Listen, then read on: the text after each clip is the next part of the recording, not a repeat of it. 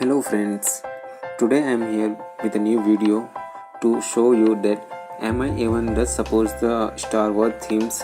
Here is the 3 applications given in the description. You need to install all the 3 applications to have working, and then after installing all the 3 applications, what you need to do, you need to go to the settings and then display and then advanced options. There you will find a device theme option at the last, and from there you can select the theme that you want to have, like the rose red, which is like a Star Wars edition, and another one we have here is the rose blue, and you can even have that, and at the last we have the stock Android theme. So friends, this is the small application that you can have the theme.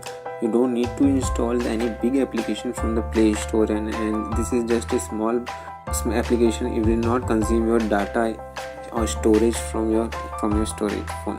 So friends, if you like the video, please hit like and do not forget to share with your friends, and if you have any doubt, please mention in the below comments.